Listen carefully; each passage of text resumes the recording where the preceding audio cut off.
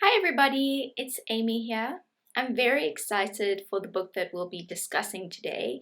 It's The Monk Who Sold His Ferrari by Robin Sharma.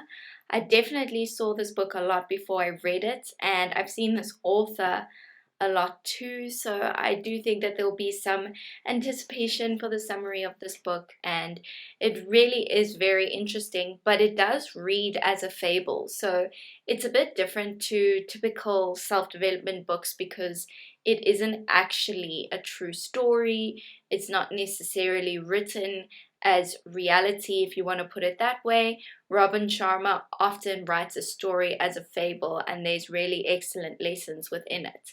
I really enjoyed it, and I've enjoyed other books of his like that, but it isn't for everybody. So in this case, you can listen to this video and get the tips because I read it and you don't have to.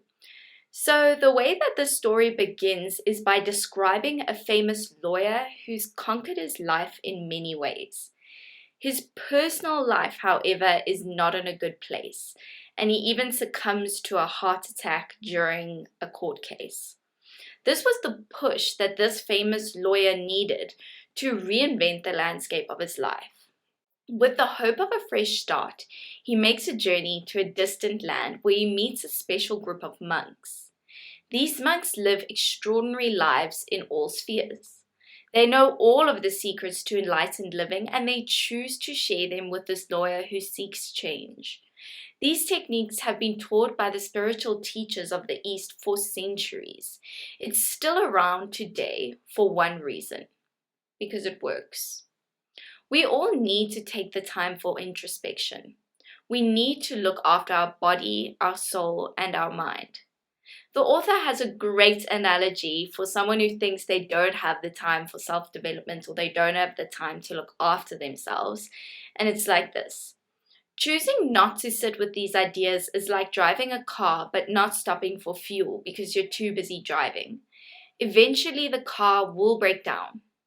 So think of this as a little pit stop for your soul, and that's really how it felt to read this book. The author uses different motifs for us to visualize the different practices or the different life lessons. The first is treating your mind like it's a magnificent garden. Water and fertilize it. Only let the best information into your mind. Because if you care for your mind, if you nurture it with positive thoughts, it will blossom far beyond your expectations and it will work for you instead of working against you. Alternatively, putting toxic waste into your garden leads to something that's not capable of growth, only degradation. The toxic waste that we put into our minds can take the form of worries and anxieties about day-to-day events, negative self-talk, even when we just complain. And the way that I took this was really focusing on what we feed our mind. I really like this analogy of imagining your mind like it's a garden, something that you want to grow beautifully, so you care about what you put into it. If you get very affected by negative reality TV, for example, where they just fight with one another, that's not going to help your mind grow, so why watch it? I know for me, I used to be a huge fan of true crime, and that was something I realized didn't do great things for my headspace. So I let go of that, and it's all just about being aware that we need to take care of what comes into our minds. And we can't control our thoughts all the time, but we could get into the habit of trying to stop a negative thought before it fully forms and focusing on more positive ones. The author insists that mind management is the essence of life management. A thought turns into an action, which turns into a habit, and this forms your character. The quality of your life depends on the quality of your thoughts, and this is solely up to you. We're not able to control the weather or the traffic or the people around us, but we have control over our attitude towards these events. So we can't control the things that happen to us, but we can control how we respond to them. And I think that's something that many of us have heard before. And maybe we think, oh yes, it's easier said than done, which it is. But there are other excellent tools out there that do teach you to take control of your brain. The author also gives us a great exercise to help dispel negative thoughts, and it's called opposition thinking. It goes like this. When an undesirable thought occupies your mind, or a negative thought occupies your mind, immediately replace it with an uplifting one, and make this a habit. Because if you do not control your mind, it will surely control you. I'll give you an example just to make sure that it's super clear to you. If you have a negative thought, and I'll be super broad here, it's very cold today. Okay, that's kind of a negative thought. You could see that in a negative way. You immediately replace that with, I'm very grateful that I have a jersey or a jacket or a hot water bottle or something that keeps me warm. So it obviously gets more complicated depending on what your negative thought is. But the more you do it, the more you'll trick your brain into replacing those immediate negative thoughts with more positive ones. And then you will hopefully get to the point where you won't have that negative thought, and that the positive ones will kind of take over and be ones that you gravitate towards. As we attempt to accomplish anything in life, we may not always achieve our expectation at first. We often see setbacks and failures as huge milestones, and sometimes a mountain that's impossible to overcome. With this, Sharma gives a peaceful anecdote. There are no mistakes in life, only lessons. There's no such thing as a negative experience, only opportunities to grow, learn, and advance. Even when you struggle, you can choose to focus on the strength that you are cultivating. Pain can be overwhelming, don't get me wrong, but at the same time, it can be a wonderful teacher. And I really like this because imagine going through life with the comforting knowledge that there's no such thing as negative experiences, just experiences, and some of them are better than others, but even the other ones that aren't as good are just things that can teach you really, really excellent life lessons. There was a perfect example of this in the book. There was a small community that was very, very poor, and it attempted to improve the education of the children in that community. But one day, the school that was already quite tattered burnt down. Everyone felt devastated and rather hopeless. However, one teacher saw this as a wonderful opportunity. They were able to rebuild the school. It excellently outshone the one before it. Try stop judging events as either positive or negative. Experience them without the label. Choose to learn from them. And with this example, that school burned down, and that could have been the end of trying to improve the education of the children in that community. But that teacher saw it as an opportunity to rebuild a school that would be even better than the one that had existed before it. Every experience will offer you lessons, good or bad. You can always grow from them. It's understandable that we fear negative experiences, but remember that fear is a conditioned response. So this means that it can be unlearned. Fear isn't born within us. We learn fear. We learn about the things that we should be afraid of. And you can think of it this way. If I asked you what you're afraid of, you might say something like a snake or a spider. If I asked a random person on the street, they might say a dog.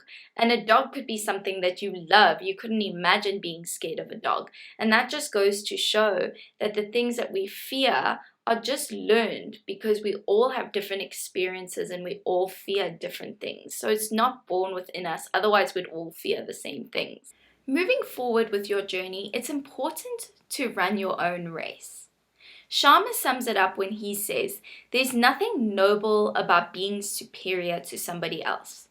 True nobility lies in being superior to your former self. Make sure that your own opinions and judgments are the ones that you follow first.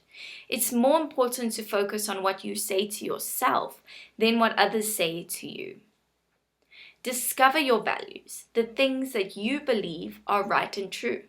Once you know this, you can do anything as long as you follow them.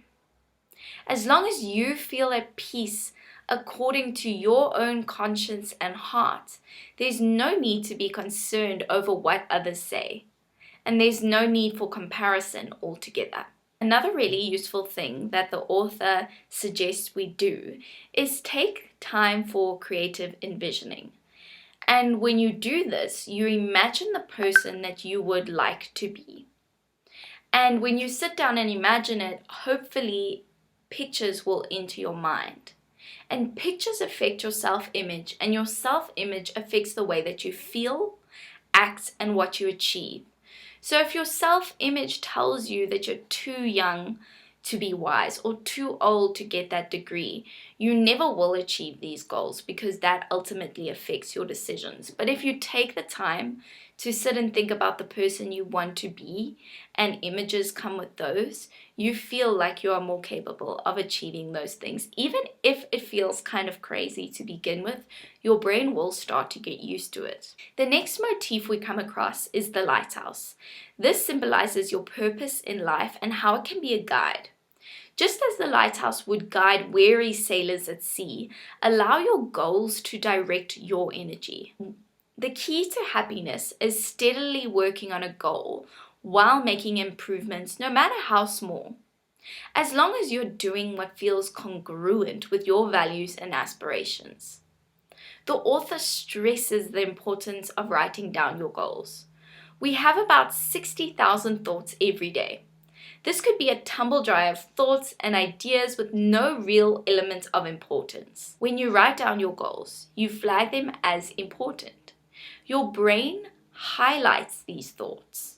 And just as you would start to notice many yellow cars around you if I asked you to look for them, your brain may seek out ideas and opportunities that relate to your goals because it's now been flagged as important. It's all about focus. Filter out what's unimportant. It's not just about the achievement of your goals, but the process. It's about making small improvements along the way. Knowing your aim is just as inspiring and fulfilling as actually achieving it. To help you make a good habit of narrowing your goals down, you can make a dream book. It doesn't have to be anything fancy or super creative if that's not something you enjoy. What you're going to do is you're going to break the page up into different goals. So just for the sake of example, you could break your page up into 3 physical goals, financial goals, and work goals. Jot some things down you wish to achieve under each heading. And the goal behind jotting things down is that you're not just focusing on one area of your life, you're looking at a few different areas. And when you give yourself the space to brainstorm what you hope to achieve or what's exciting for you, it's cool to see what you end up writing down. It's good to be aware of the things that make you excited. And when you write them down, it flags it in your brain. And just like I said before, once you realize it or highlight it, your brain will do surprising things to bring opportunities your way. Next up, we'll unpack the meaning of Kaizen. This refers to never-ending improvement. Never be afraid to learn something new no matter what stage of your life you're at. Those who ask questions and seek understanding will reach enlightenment before the people who don't. Change is constant, and this is something we should embrace or even celebrate. Don't be afraid of things that are new to you. You can constantly enrich your life in all facets if you're not afraid to try new things or to learn new things. The only limits are the ones that you set for yourself. Just think of something that a younger version of yourself thought you could never achieve, but now you can do it. And you could also use this example. If you did 2 push-ups every day, imagine how easy a push-up would be in 6 months. It's just an example of, even though it might seem a little bit difficult in the beginning, the more you do it and the more you approach it, the easier it will become. Then the author gives us 10 rituals to perform for radiant living. You could write them down and contemplate them. They're really, really excellent. So if you are a journaler, I do really, really recommend to just get out a piece of paper, to get out your journal and take note of these. And you could ask yourself these questions. How can I fit these into my life? How can I make them habits? So the first one is having a mandatory period of peace. It's at least a few minutes of the day that you're alone without distractions. because inner quietness brings with it a wealth of benefits, including a deep sense of well-being, inner peace, and boundless energy. Ritual number 2 is one of physicality. It's fairly simple. Spend some time each day moving your body, but the choice is yours, whatever makes you happy. Number 3 is the ritual of live nourishment. And basically, this means to add some fresh food into your diet. Number 4 is the ritual of abundant knowledge. This talks about making time to read for at least 30 minutes every day.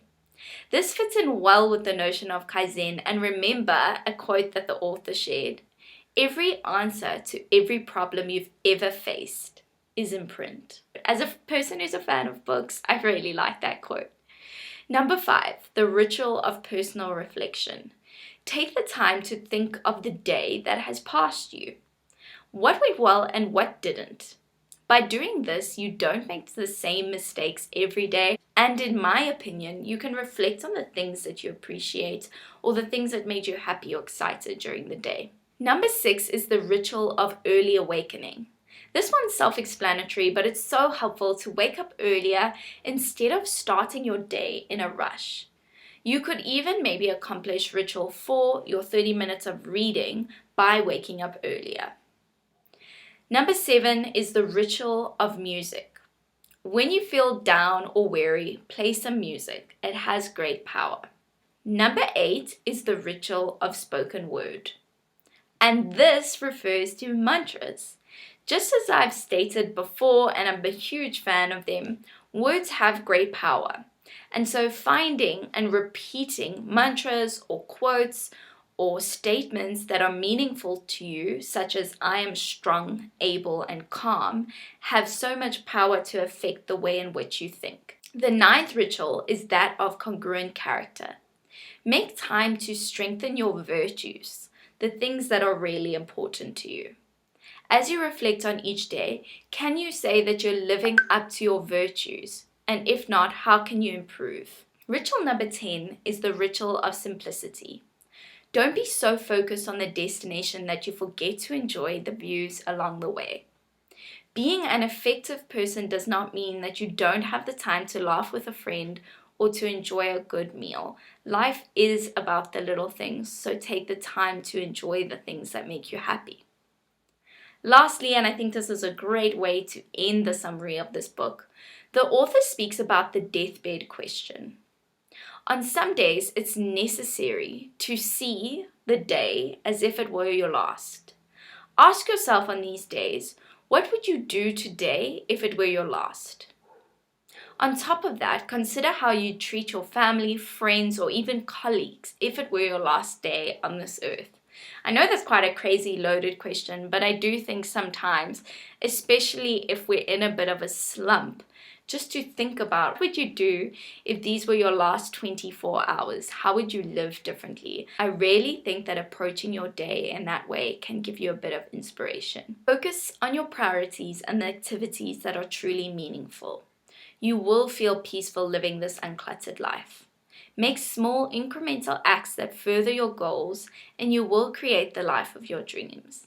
I think this book was so inspiring, and I really do enjoy reading the fable style because it is different to many other books I've read. So it is quite refreshing to use your imagination whilst getting these excellent life lessons. I hope that you enjoyed this. I hope that you learned something, and leave any thoughts or comments down below,